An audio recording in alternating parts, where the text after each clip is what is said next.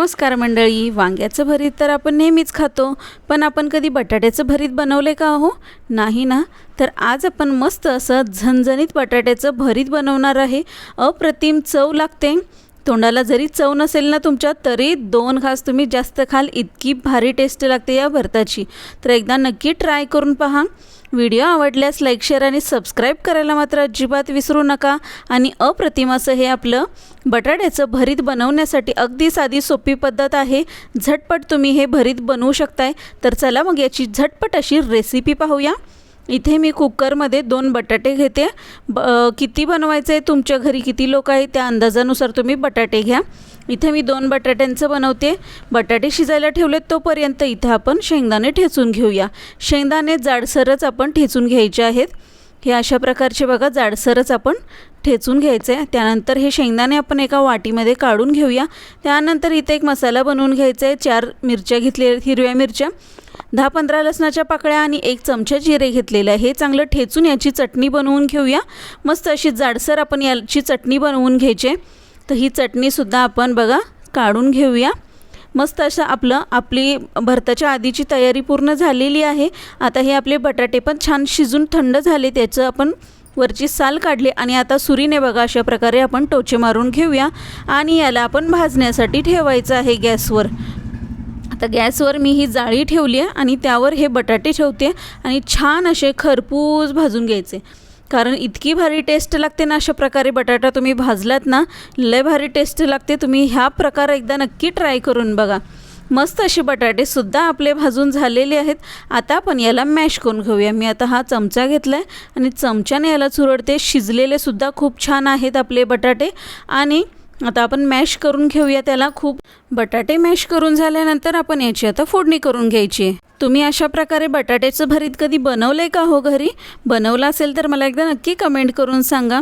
आणि ही रेसिपीसुद्धा खूप छान आहे, तुम्ही एकदा नक्की ट्राय करून पहा। अगदी झटपट होते आणि टेस्टला तर अप्रतिमच लागते। इतकी सुंदर लागते ना की तुम्ही नेहमी अशा प्रकारचं बटाट्याचं भरीत बनवाल। आता आपण याची ना फोडणी करून घेऊया। तेलामध्ये मी जिरे आणि मोहरीची फोडणी करून घेतली, त्यामध्ये थोडंसं हिंग घातलेलं आहे। त्यानंतर इथे मी 2 छोटे कांदे बारीक चिरून घेतले होते, ते सुद्धा यामध्ये घालून घेतलेत। चांगला गोल्डन ब्राऊन कलर आला की मग आपण जी मागाशी चटणी बनवली होती ती यामध्ये टाकून घ्यायची आहे। चटणी टाकल्यानंतर सुद्धा आपण याला 2 मिनटं चांगलं परतवून घ्यायचं आहे, कारण आपल्या मिरच्या कच्च्याच होत्या। परतवल्यानंतर थोडंसं ना त्यातलं कच्चं पण निघेल म्हणून परतवायचं। नंतर आपण यामध्ये थोडीशी हळद घालून घ्यायची आहे। हळद घातल्यानंतर आपण मगाशी जो शेंगदाणे ठेचून घेतले होते ना जाडसर, ते आपण यामध्ये घालून घ्यायचे आहेत। तुमच्या अंदाजाने घाला, खूप जास्त तुम्हाला यामध्ये शेंगदाणे आवडत असतील तर तुम्ही 1 वाटी भरून घातलं तरीसुद्धा चालेल। मस्त असं परतवून घेतलेलं आहे। आणि हो, शेंगदाणे आपण कच्चेच ठेचून घेतले होते बरं का, तुम्ही भाजून घेतले तरीसुद्धा चालेल। मस्त असं 2 मिनटं आपण हे परतवून घेतलेलं आहे बघा।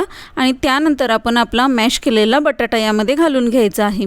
बटाटा घातल्यानंतर उलटण्याचं जे पुढचं टोक आहे ना, त्याने आपण टोचायचं त्याच्यावर, म्हणजे ना जर बटाट्याचं मोठे तुकडे जर असतील यामध्ये तर ते सुद्धा बारीक होतील। बघा अशा प्रकारे आपण बटाटा एकजीव करून घ्यायचा आहे।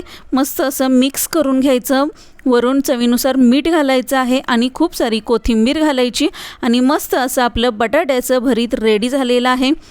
अजिबात काही जास्त शिजवायची वगैरे गरज नाही। खूप मस्त आणि भन्नाट आपलं हे भरीत रेडी झालेलं आहे, खाण्यासाठी तयार आहे। आणि आता आपण याला वाढून घेऊया। मस्त आणि खूपच टेस्टी आणि झटपट होणारी रेसिपी आहे। डब्यासाठी जरी तुमचे मोठे आहे कोणी किंवा लहान मुलांना पण आवडतं हे, कमी जर तिखट घातलं ना, मिरची कमी घालायची आणि हे अशा प्रकारे बनवून द्या। मुलांनासुद्धा आवडेल, मोठ्यांनासुद्धा आवडेल। मोठ्यांच्यासुद्धा डब्याला तुम्ही अशा प्रकारे जर बटाट्याचं भरीत दिलं तर त्यांना खूप आवडेल। तुम्ही ही रेसिपी एकदा नक्की ट्राय करून पहा। माझा व्हिडिओ तुम्हाला कसा वाटला एकदा मला नक्की कमेंट करून सांगा।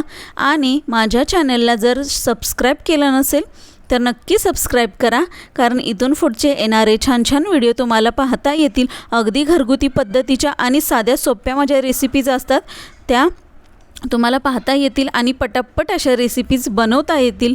झटपट असं काही ना काहीतरी प्रत्येकाला बनवायचं असतं, तर मस्त असा तुम्हाला झटपट पदार्थ बनवता येतील आणि घरगुती पद्धतीच्या रेसिपी असतात घरातल्याच साहित्यांमधल्या, त्यामुळे आपण पटापट कुठलीही रेसिपी बनवू शकतो। व्हिडिओ आवडल्यास लाईक, शेअर आणि सबस्क्राईब करायला अजिबात विसरू नका।